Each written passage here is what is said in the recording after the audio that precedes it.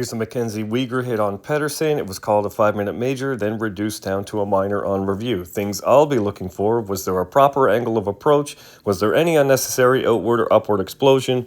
Was there any attempt to soften the impact? Was there any arm extension or follow through? And did the player leave their feet or not?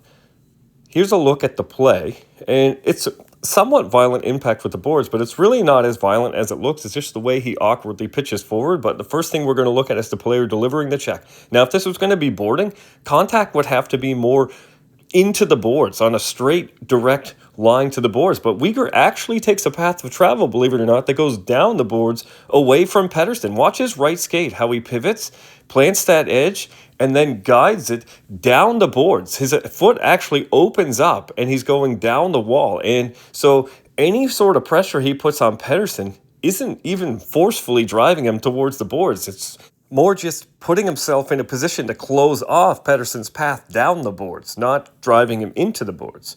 And why does Pettersson pitch so violently in then?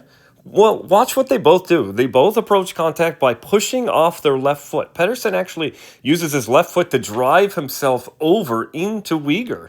So he initiates this contact as much as Weegar does, and Weegar pushes this left foot away from Pettersson down the boards and just counters with his body weight.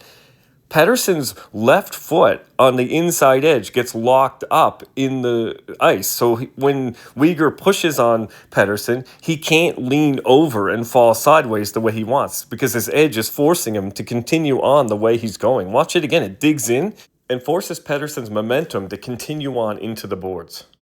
So my decisive factors here are: it was an excellent angle of approach. Couldn't be better, in my opinion. There was no unnecessary outward or upward explosion at all. And he did soften the impact with that great angle of approach. There was no arm extension or follow through of any kind, and he never came close to leaving his feet. For me, this is absolutely no suspension, and I don't even think it should have been a penalty.